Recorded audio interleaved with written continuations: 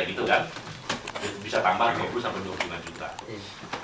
Ya saya walaupun tidak bisa dibuktikan karena semuanya di bawah tangan, pembayarannya nggak ada kwitansi kan. Jadi secara hukum itu emang nggak bisa ditangkap gitu loh orang itu. Mana buktinya nggak ada gitu. Nah, kecuali tertangkap tangan atau memang apalah gitu ya. Nah, kemudian ketika saya pertama kali datang kemarin ngobrol dengan TKI formal, pertanyaan saya bukan soal itunya. Pertanyaan saya begini, Anda kenal sama TKI Filipina nggak? Kenal, bergaul. Kenal sama TKI dari Vietnam nggak? Bergaul.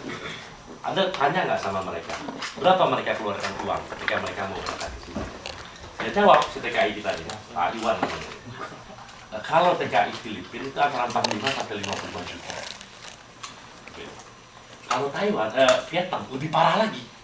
Itu bahkan bisa sampai 75 juta. Vietnam. Nah, uang itu menurut alasan yang kita terima ya, adalah untuk jual beli job.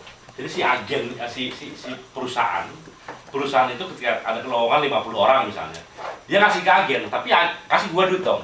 Saya butuh 50 orang nih, TKI gitu, tapi setelah kerja, tolong kamu bayar saya. Tapi ini ilegal semua. Bayar saya 5 juta misalnya. Bayarlah sama si agen 5 juta. Ya kan? Nah, si agen kan pengen untung dong. Dia hilang 5 juta kan. Dia jual lah ke PJTKI. Misalnya dia mau untung 10 juta, dia jual. Atau dia mau untung 5 juta, dia jual 10 juta ke PJTKI. Atau 15 juta. Itu yang bervariasi. Tergantung jenis pekerjaannya. Nah, PJTKI ngambil ke TKI dengan angka yang tidak resmi itu sampai 20-25 juta. Kira-kira gitu rata kita ya.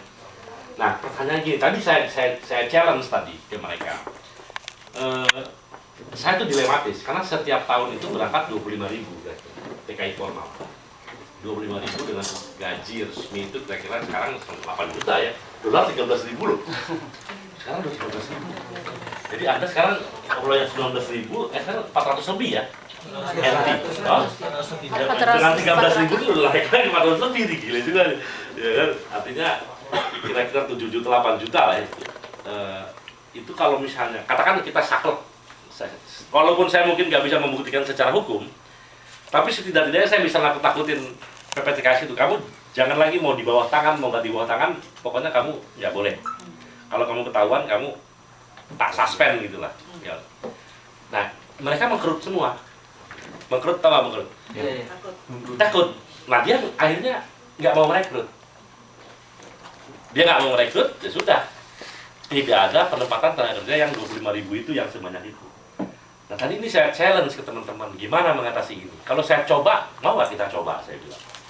Mungkin tahun 2014, penempatan TKI ke Taiwan yang harusnya 25.000 atau 30.000, hanya 2.000 atau 3.000. Nah, itu bagaimana? Ini kan masalah, karena ada perbandingan.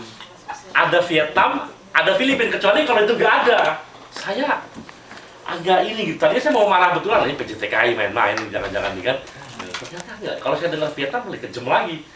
Dan saya pernah dapat edaran dari pemerintah Vietnam, dia boleh sampai $4.500. 500 US dollar. 4.500. Ya. Itu 50 juta. Itu resmi dari edaran dari pemerintah Vietnam. Maksimum TKI boleh mengeluarkan 4.500 US dollar. Artinya sekarang 55 juta kan kalau dirupiahkan kira-kira. Itu resmi. Kita cuma 23 juta ya, nggak salah ya, $17 juta tambah berapa gitu ya, untuk formal. Nah, ya artinya akan kesedot ke sana. Nah, ini yang menurut saya harus, tadi ada usulan kemarin dari teman-teman TKI juga. Dia ngerti juga kalau di mah susah. Dia saya bilang ini, mungkin bikin pertemuan antar negara, usulannya dari mereka. Jadi pemerintah Taiwan, pemerintah Filipina, pemerintah Indonesia, plus pemerintah Vietnam duduk bareng deh. Duduk bareng, sebenarnya gimana sih menekan ini, kasihan dong TKI kita atau tenaga kerja kita. Itu yang diharapkan oleh teman-teman. Nah, ini yang saya terus terang saya belum bisa memutuskan ini. Putuskan mau seperti apa tindakannya masih dulu mas. Saya juga ya, bisa aja loh, pokoknya cuma dapat isu-isu ada lo udah berhenti kamu berhenti gitu. Ya artinya nggak ada rekrutmen. Padahal mohon maaf ya, saya itu kan gajinya lumayan ya. Artinya ada 8 juta, 9 juta.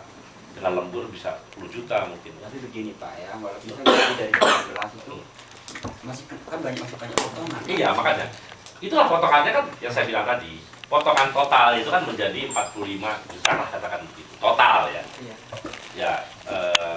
itu di tahun pertamanya gitu. Nah setelah itu kan free harusnya gitu. Apalagi kita mau direct hiring kan sekarang, re-entry ya. Untuk formal belum? Formal ya, kita lagi kemarin udah diputuskan. Semoga bisa Pak. Ya, kemarin kita baru dalam rapat pertemuan dengan Kementerian Keuangan udah akan ada re-entry diberlakukan untuk formal juga. Artinya Anda nggak perlu lagi keluar uang lagi kalau misalnya udah untuk yang perpanjangan. Sukses. Nah, ini nanti teknis nih. Jadi nanti ada pertemuan khusus yang membahas mekanismenya. Jadi kemarin kan secara prinsip dulu diputuskan. Nanti yang lebih teknisnya gitu. Mudah-mudahan nggak lama lah saya pikir. Kita akan lihat dulu lagi kapan Kementerian Teknis 3 bulan. Sebenarnya ini Pak, mengenai peminjaman kan biasanya cash itu kan biasanya sudah punya cash ya. Apakah uang cash? Nah, apakah harus lewat bank? Kalau re-entry kan udah nggak punya lagi. Kalau re-entry kan udah nggak perlu bank lagi.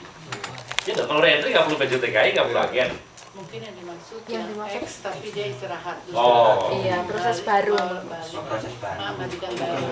Bukan Bukan dari Bukan dari hiring ya. Nah itu memang harus dipikirkan detailnya ya. Karena gini, awalnya tahun 2005 diberlakukan perbankan kan sebenarnya memerangi kira-kira lah gitu, memerangi rentenir. Iya. Karena kalau pinjam di desa itu bisa sampai 100% lebih bunganya. Kemudian dibuat mekanisme perbankan, dipotong sampai 50%. Itu dan sekarang udah dipotong lagi lebih ekstrim lagi kan. Tabungan 10 juta kita hapuskan. Kan dulu ada tabungan, ingat nggak? Iya. Itu kan ternyata faktanya banyak yang diambil CDI kan, itu kita hapuskan, udah nggak ada lagi. Kemudian bunga sekarang 28% kalau nggak salah ya. Dengan basis 9 bulan itu cuma 28%.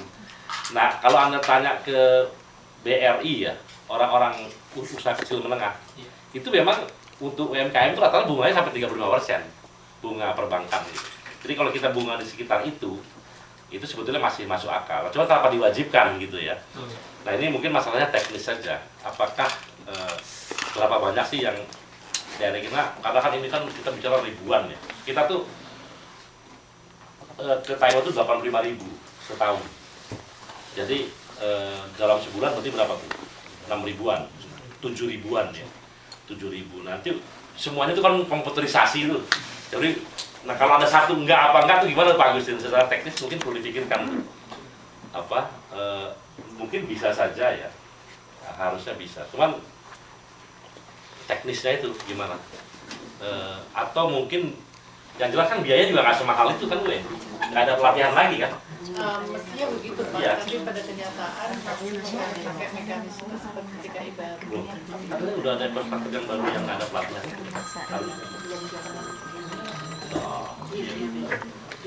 Di lapangan masih, jadi anak yang sudah pengalaman pulang terus mau ngurus lagi, jadi PJTKI masih memproses seperti dia baru, padahal dia udah bisa Mandarin, tidak dilatih tapi masih ada off dia pelatihan, mungkin itu yang harus dibetulin Pak. Iya, kalau nggak salah ada konstruktor yang untuk yang Terkait dipotong pengalaman. dia pengalaman tanpa pelatihan.